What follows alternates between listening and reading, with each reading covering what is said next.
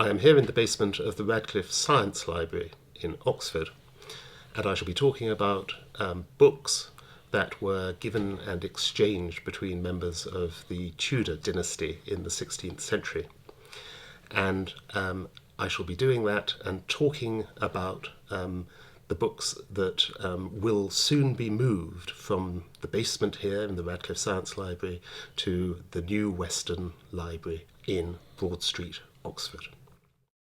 And I wanted to start with this volume, which is a manuscript written on vellum, and it is beautifully written by a Flemish scribe called Peter Megan, and is a remarkable book. It's a book of tables, astronomical tables, by a man called Nicholas Kratzer, and it has been written by Megan and has an initial decorated by Hans Holbein the Younger, and was presented to King Henry VIII in 1529 on New Year's Day. And as well as being written on vellum and beautifully illustrated, illuminated by Holbein, it is bound in green velvet. And this was a mark of special importance for books in that period, and sets a sort of precedent for the books that are going to be presented to later Tudor monarchs during the period. And the green velvet would have had ties here and there, allowing the book to be firmly closed. And it's a very handsome book with many beautiful openings that has been designed to be read, and to be read quite carefully, but also as an ornament. That was 1529 for Henry VIII. If we go forward a little while, we come to another book that was bound this time in red velvet or scarlet velvet, and it is a book written by Princess Elizabeth, the future Queen Elizabeth I, and it was a translation of Bernardino Aquino's a sermon by him from Italian into Latin. And it was done by Princess Elizabeth probably in 1553 as a New Year's gift, the 1st of January, to her brother, Edward VI. And she has written it in her own very neat and beautiful italic handwriting. She was taught by a variety of tutors, Jean Belmain, the appropriately named French tutor, Belmain, nice handwriting, and then by Roger Ascham, how to write this new italic handwriting.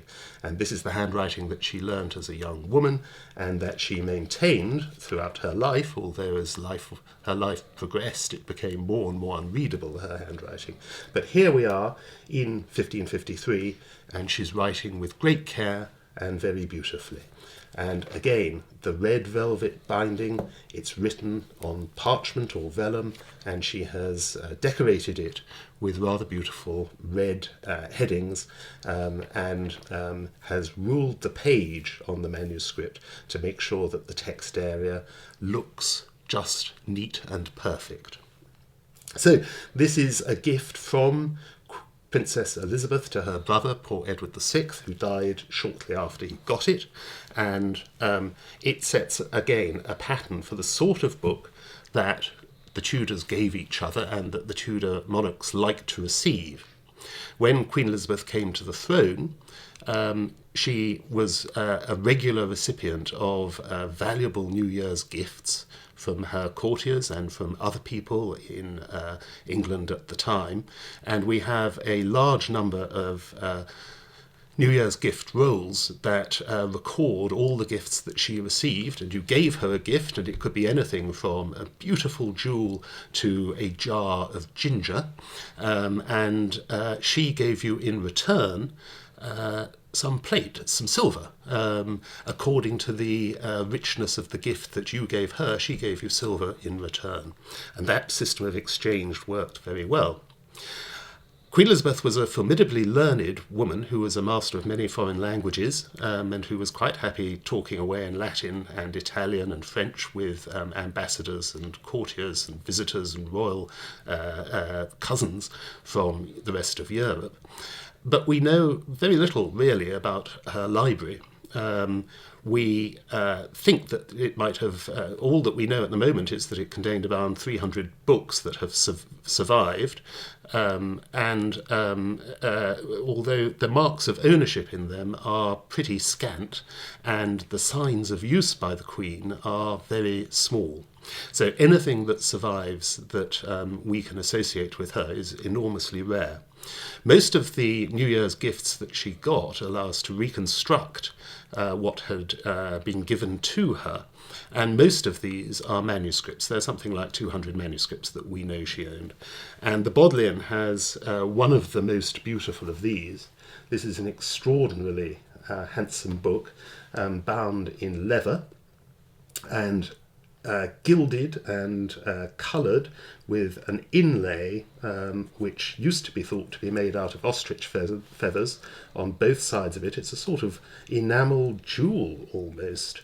And this is a poem.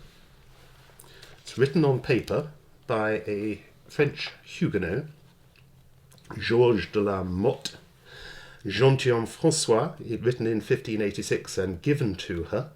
And it is, as you can see, beautifully decorated with the royal coat of arms and a dedication to her. It's written in a nice italic hand with charming scenes and decorations, and there is the Queen sitting on her throne with her motto, Semper Eadem, always the same. And it goes from there onwards to be a hymn to Queen Elizabeth I, beautifully decorated with her initials and all sorts of Tudor signs and mottos and bits of fruit and flowers and gold and lovely colours. So that is the most exquisite gift that you can imagine her getting. When it comes to printed books, very few of these can be associated with certainty with her. And we look, as we have done with the other New Year's gifts that we've seen so far, for certain signs that suggest that they may have belonged to the Queen. Here is a very small, very sweet New Testament, printed on vellum in 1562, the Litany. Sorry, it's not a New Testament, it's a litany. Printed at London in 1562. Printing a book on vellum in that time is expensive, it's quite difficult, and as though that were not enough, each page of text has been ruled in gold, and there are coloured initials, as here, to highlight the text, and ends of lines are filled in gold and with nice little decorations. And again, we cannot be absolutely certain that she owned this book, but the signs are strong. Here is a velvet binding, all the edges of the book are gilt, and we also have a small fragment of handwriting that looks to be in her hand. And this looks like a presentation copy to her, and is, I think, a very handsome, sweet little book. Why are so many of the books that she was given in velvet? Well, partly because it was traditional, and partly because she had an objection to vellum bindings. We know this from a letter from William Cecil Lord Burghley to Richard Howland, who was Vice-Chancellor of Cambridge. It was written in 1578. And Burghley says to Richard Howland, "You must have regard that the book that the university is to give her have no savour of spike." Now, spike is French lavender. "The book have no savour of spike, which country bookbinders do seek to add to make their books savour sweet. But Her Majesty cannot abide such a strong savour." So she had a prejudice against vellum because the vellum, the natural smell of the vellum, bookbinders would try to hide by rubbing it or infusing it with French lavender, and she couldn't stand the smell of that. So here is another textile binding, an extraordinary object with writing all round it and an emblem, and it's done in silver thread, and we get a different pattern on the back, the lower cover of the book, and we can look at the binding of it and the spine of it, which has raised bands here. And again, it is a New Testament by Lawrence Thompson. It's been ruled, it's very hard to see, but it's been ruled in red ink all the way through every single page. Again, the edges of the book are gilt. This is a luxury production, and as with the litany that we were looking at a second ago, there is an inscription in it which may be in Queen Elizabeth's hand. This is an extraordinary item, and it is very hard to imagine that anyone other than the Queen might have owned this book. And finally, we come to a great discovery. This has only come to the library very recently. It's an edition of Plato, published in Basel by an important publisher in 1556. It's in Greek all the way through. There's scarcely a word of Latin in it.